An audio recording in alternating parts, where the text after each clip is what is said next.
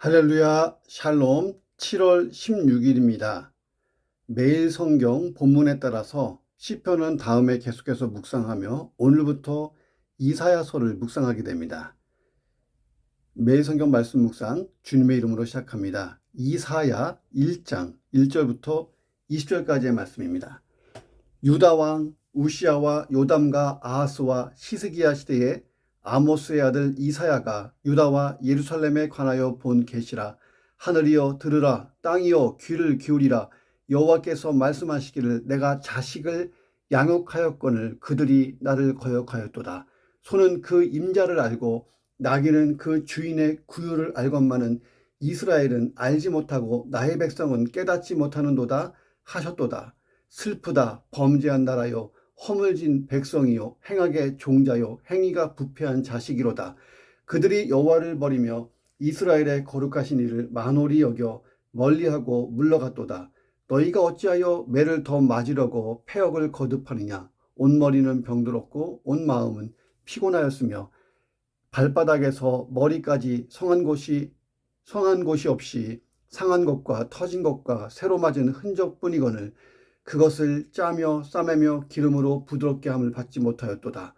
너희의 땅은 황폐하였고 너희의 성읍들은 불에 탔고 너희의 토지는 너희 목전에서 이방인에게 삼켜졌으며 이방인에게 파괴된 같이 황폐하였고 딸 시온은 포도원의 망대같이 참외밭의 원두막같이 애워싸인 성읍같이 겨우 남았도다.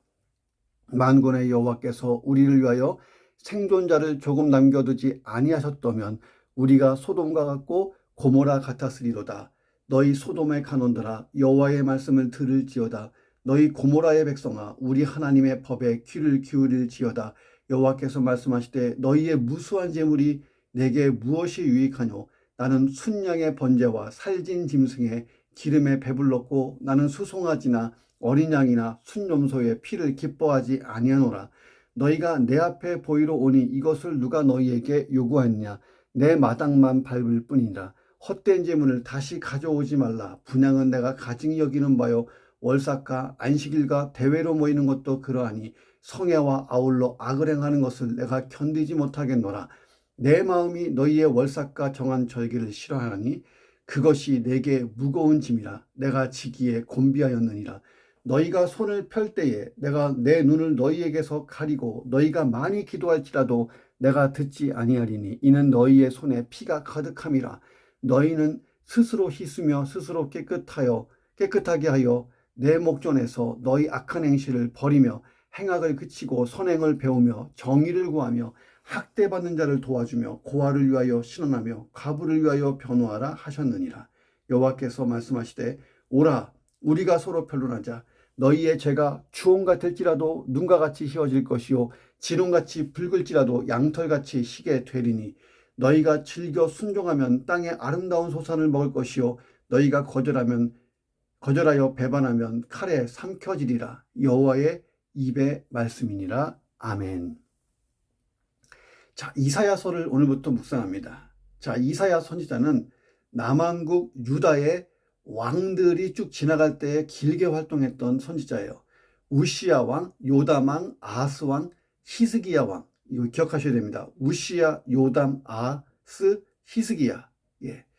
자, 그래서 예언이 주로 유다와 예루살렘 중심으로 제시가 돼요. 왜냐하면 그 사이에 북이스라엘은 망해버리거든요. 아수르한테. 자, 다윗 언약의 정통성을 계승한 남유다 왕국을 1차 대상으로 하고 자, 선민과 그 남은 자를 중심으로 심판과 회복이 반복될 역사 전개 과정에 대해서 경고하고 약속하고 더 나아가서 종말론적인 구원의 궁극적 도래, 그러니까 메시아가 오시고 그 메시아가 회복할 하나님 나라까지 이중적인 교차, 다중교차 예언하고 있습니다. 이사야 시대 그리고 예수님 시대까지 심지어는 우리 시대까지 이렇게 예언하는 것을 봅니다. 당시 BC 8세기 자 아수르가 주변 나라를 싹 다 정복하고 제국을 이루고 그 세력을 점차 남쪽으로 확장하여 오던 때입니다. 자 그래서 아람도 무너지고 그 밑에 있는 북이스라엘도 무너지고 히스기야 왕 때는 남유다도 위기를 당하지만 그 히스기야의 무릎 기도로 물러가잖아요. 하룻밤에 18만 5천 명이 막 무너지고 죽으면서. 자, 그래서 아수르와 유다와의 관계 속에서 이 예언이 많이 이루어집니다. 자, 그러나 이사야는 유다와 예루살렘을 넘어 만민에게까지 예언의 대상이 확대되고 있어요. 궁극적으로 오고 올 모든 세대의 인류, 특히 만 세대의 성도들을 그 대상으로 하고 이 메시아의 오심, 예수 그리스도의 오심, 그 이후의 교회 시대까지 이렇게 펼쳐지고 있습니다. 자, 내 왕의 시대를 넘어서 150년 뒤의 시대인 바벨론 포로와 귀환 시대까지 아우르고 세상 종말과 새하늘과 새 땅까지 도래하는 것을 포함해요. 자, 그래서 이사야서 40장 이후에 보면은 그 메시아 왕국, 하나님 나라에 대한 긴 예언들이 막 나옵니다. 자, 구원의 주체이신 하나님, 자, 대속자 메시아, 이 구원의 길 등에 대해서 구약의 어떤 성경보다 풍부하게 증거하고 있기 때문에 구약 성경의 복음서다라고 하는 별명을 가지고 있습니다. 자, 이사야의 뜻은 여호와는 구원이시다. 자, 이사야는 그래서 구원이라는 주제와 밀접한 관련을 가지고 예언을 합니다. 구약에 나오는 구원 이야기.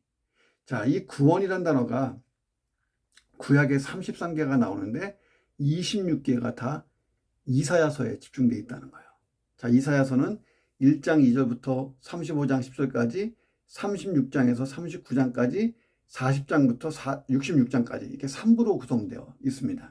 자, 그 중에 앞부분 1장 2절부터 35장 10절은 우시아 왕과 히스기야 왕 시대를 중심으로 선민에 대한 심판 경고, 또 회복 약속, 열방에 대한 역사적인 심판, 동시에 종말론적인 구원, 이런 예언들을 다중교차해서 하고 있습니다. 이 본문은 여호와를 거역한 이스라엘의 참담한 현실을 노래한 비가가 기록되어 있어요. 1장 1절부터 20절까지. 자, 그리고 이스라엘의 아주 형식적인 제사에 대해서 하나님이 지탄하시고 변론하시고 그럼에도 불구하고 회복시켜 주시겠다고 하는 그 초청으로 이렇게 이루어져 있습니다. 자, 이런 본문을 우리가 같이 묵상하겠습니다. 오늘 본문입니다. 첫 번째, 하나님의 은혜를 받은 자는 하나님의 은혜를 받은 자답게 잘 살아야 돼요.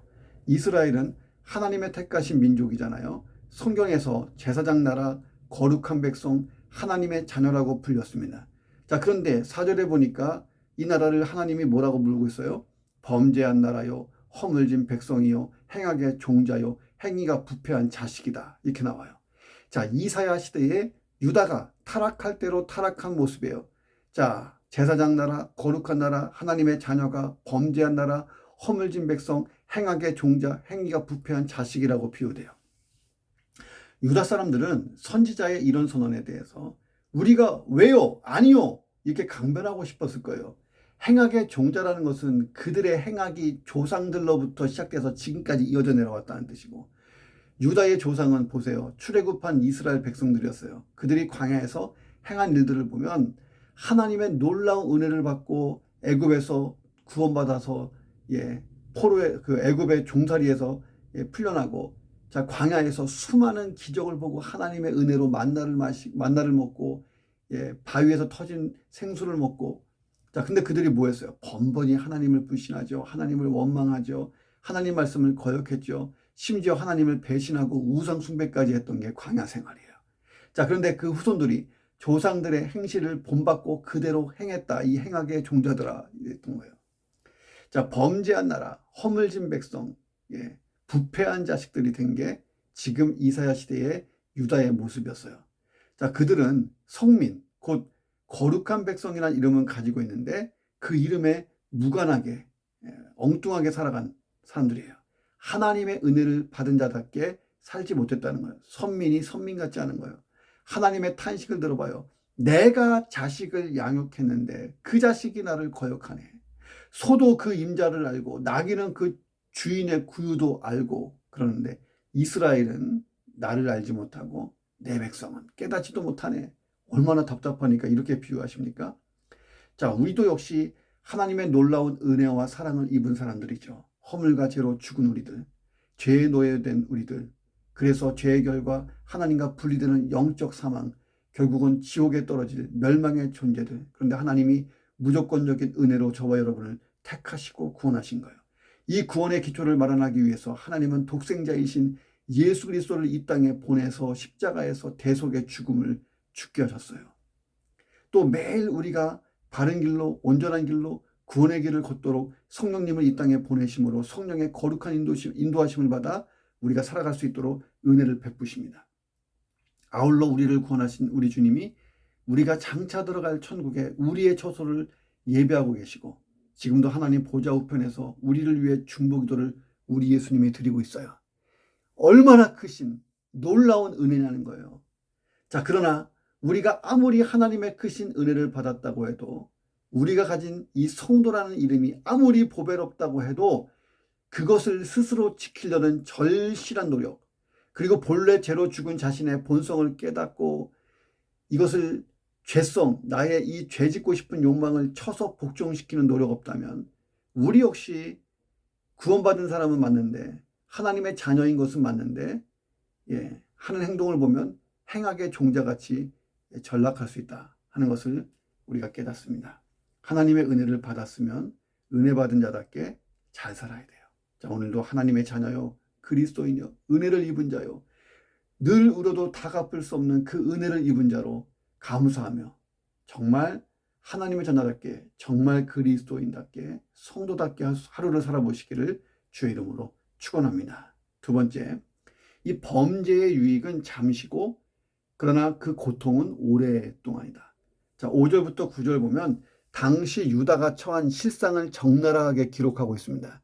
유다가 처한 실상이 인간의 몸에 빗대어져 있어요. 그들이 얼마나 처절한 상태에 놓였는지를 보여줍니다.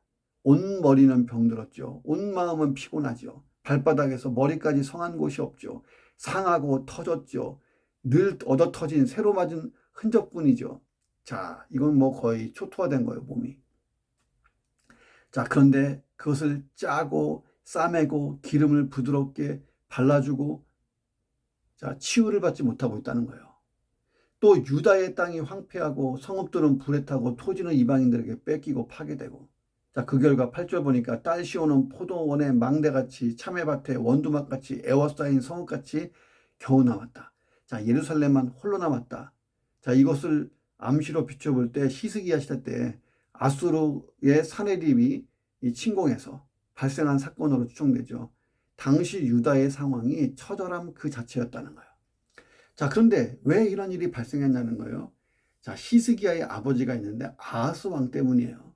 이 아하스 왕이 16년간 유다를 다스렸는데 사실상 이 아하스가 유다 멸망에 결정적인 역할을 다 해놨어요.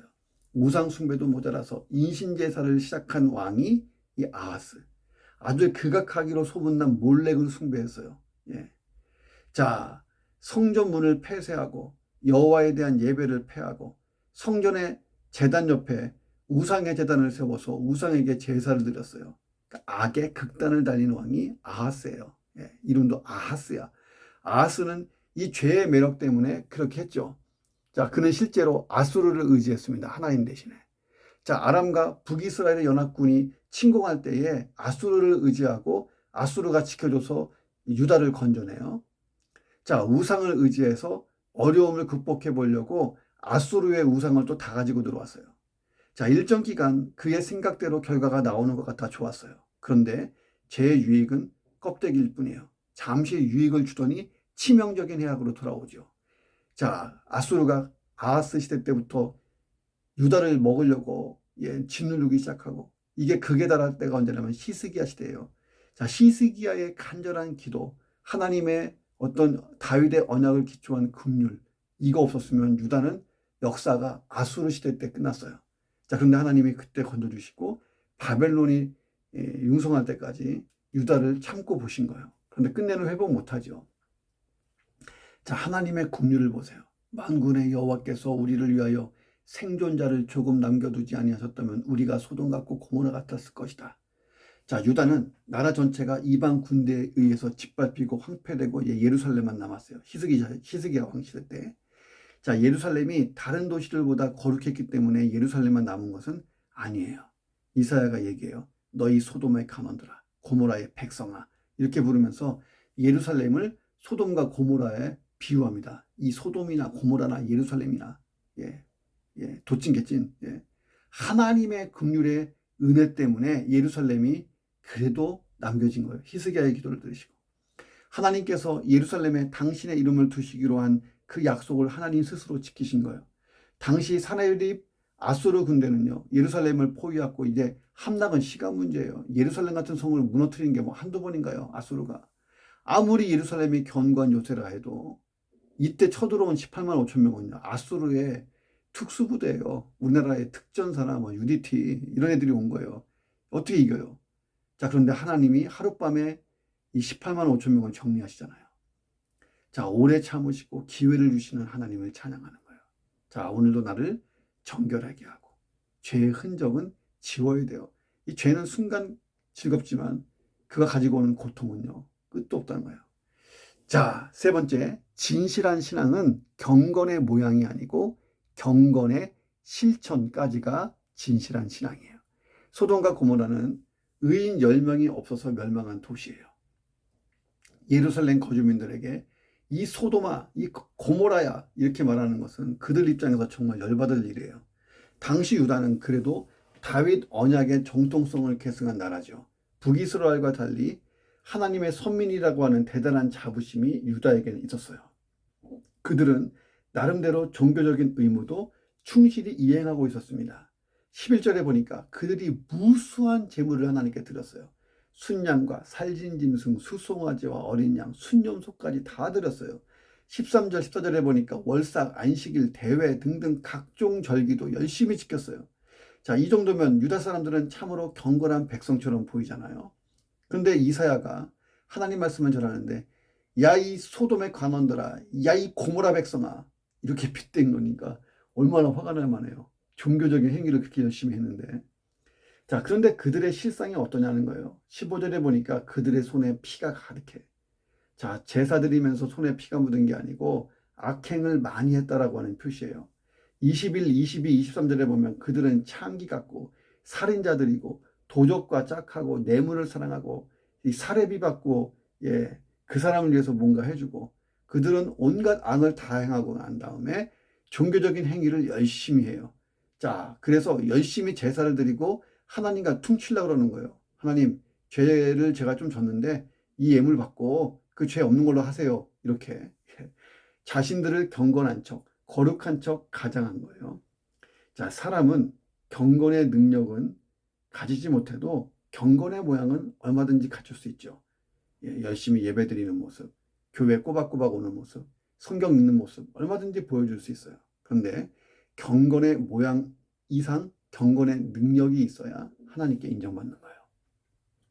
예수님 당시 바리새인들 보세요. 일주일에 2번 금식했어요. 자, 할 수 있겠습니까 우리가? 이거 거룩하게 행동했어요. 걷는 것부터 시작해서 목소리까지. 기도 열심히 합니다. 하루에 3번씩. 나름 구제도 했어요. 11조와 같은 예물들 빈틈없이 다 계산해서 드렸어요. 자, 그러나 사람이 보이지 않는 곳, 사람이 안 보는 곳에 가면 온갖 악을 다 저지르는 거예요. 하나님 말씀을 어기고 무시하고. 예수님이 그들을 이 외식하는 자들아, 이 회칠한 무덤 같은 놈들아, 이 속에는 썩은 뼈가 가득하고 썩은 시체인데 밖에만 이쁘게 칠해놓은 회칠한 무덤. 자, 11절의 제물을 보면 동물을 죽여드리는 제사에 쓰이는 제물입니다. 12, 13절의 제물은 원문으로 보면 곡물제사인 소제로 종종 번역이 돼요. 자, 그러니까 13절에 또 분향도 나오고 이 분향은 기도로 해석이 돼요. 14절에 월삭, 정한절기도 나와요. 그러니까 그들이요 번제, 소제, 화목제, 속건제, 속제제 다 드리고 분향도 꼬박꼬박 아침 저녁으로 하고 막 그랬다는 거예요. 자, 그럼에도 불구하고 자기 삶이 엉망이고 하나님 앞에 죄가 가득하면 그런데도 참 회개가 없다면 어떤 종교적인 행위로도 이 죄가 해결되지 않고 면죄부 받지 못하고 하나님의 심판을 받는다는 거예요. 그들의 종교 행위에 대해서 하나님이 평가합니다. 너희가 무수한 제물로 나에게 나오지만 너희의 이 무수한 제물이 나에게 뭐가 유익하겠냐? 나는 순양의 번제, 살진 짐승의 기름에 배불렀다.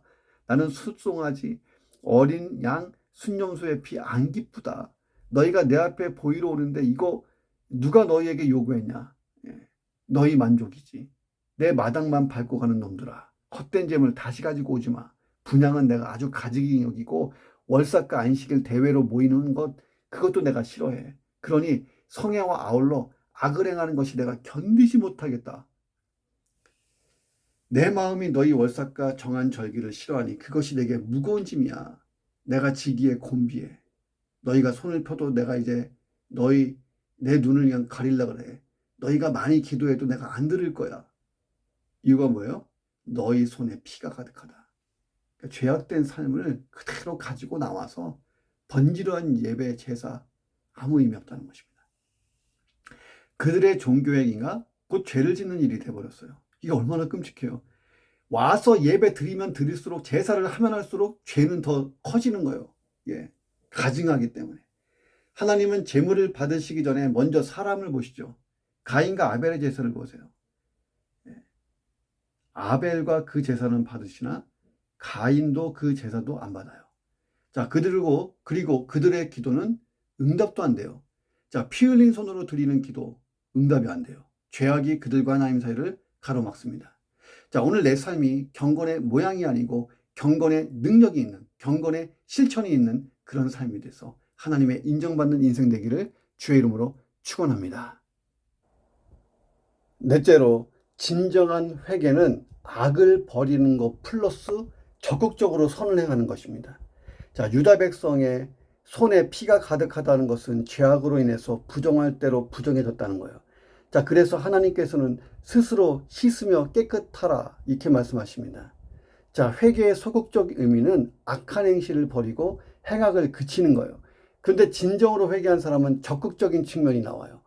회개의 적극적인 의미는 선을 행하는 것입니다. 17절에 보니까 선행을 배우며 정의를 구하며 학대받는 자를 도와주며 고아를 위하여 신원하고 가부를 위하여 변호해라. 자, 성경은 회개의 합당한 열매를 맺을 것을 요구하죠. 하나님께서 용서하지 못하는 회개는 없어요. 18절에 우리가 변론하자. 오라 우리가 서로 변론하자. 너희 죄가 주홍 같을지라도 눈과 같이 이어질 것이요 진홍같이 붉을지라도 양털같이 희게 되리라. 피는 영안에서 안 지워지죠. 잘 안 지워집니다. 자, 오늘날 강력한 세자가 출시되어서도 피를 지우는 것은 쉽지 않습니다. 자, 그래서 살인자들이 자기의 범죄를 숨기기 위해 자기 옷에 튄 피를 제거하려고 애쓰지만 정밀 감식해보면 혈흔이 발견돼요. 범죄 사실 다 드러냅니다. 아무리 세제를 써도. 하물며 3000년 전에 주홍 같고 진홍 같은 붉은 피를 지운다? 이건 불가능해요. 그들의 손을 적신 이 주홍 같고 진홍 같은 이 피는 그들의 심각한 죄를 그대로 대변하고 있어요. 자, 그런데 하나님이 눈같이 양털같이 희게 할 거라고 말씀하십니다. 진정으로 너희가 회개한다면 그렇게 된다는 거예요. 우리는 바로 하나님의 자비로운 그 용서로 사는 거예요. 악을 버리는 것으로 회개가 끝나는 게 아니고 적극적으로 선을 행해서 회개에 합당한 열매를 맺는 그런 회개가 되어야 하는 것입니다. 이사야가 얘기해요. 너희가 즐겨 순종하면 땅의 아름다운 소산을 먹을 거고 너희가 거절하여 배반하면 칼에 삼켜진다. 여호와의 입의 말씀이니라. 한마디로 양자택일 하라. 이 말이 아니에요. 순종해라. 그 얘기죠. 반드시 순종해라. 하나님의 말씀은 취사 선택이 아니에요. 순종하면 소산을 먹고 배반하면 삼켜진다. 양자택일이 아니고 그러니 반드시 순종을 하는 거예요. 반드시 순종해야 될 절대적 법이라는 것입니다. 오늘도 말씀의 순종 하시기를 주의 이름으로 축원합니다. 기도하겠습니다. 하나님, 내가 하나님의 은혜를 받은 하나님의 자녀요 그리스도인이요 성도로서 하나님의 그 은혜에 맞는 신앙의 삶을 잘 살 수 있도록 역사해 주옵소서. 성도답게 하나님답게 하나님의 자녀답게 그리고 그리스도인답게 잘 살 수 있도록 인도해 주옵소서. 범죄의 유익은 잠시요 고통은 오래된다는 것을 기억하며 오늘도 나를 정결하게 하여서 죄의 어떤 흔적도 내 인생에 남지 않도록 지우게 하여 주옵소서. 경건의 모양만 있는 신앙생활이 아니고 경건의 능력과 실천이 있는 그런 신앙생활 잘할 수 있도록 역사해 주시옵소서. 악을 버리고 선을 적극적으로 행하는 진정한 회개의 삶, 열매 있는 삶을 살 수 있도록 역사해 주시옵소서. 존귀하신 예수 그리스도의 이름으로 기도드립니다. 아멘.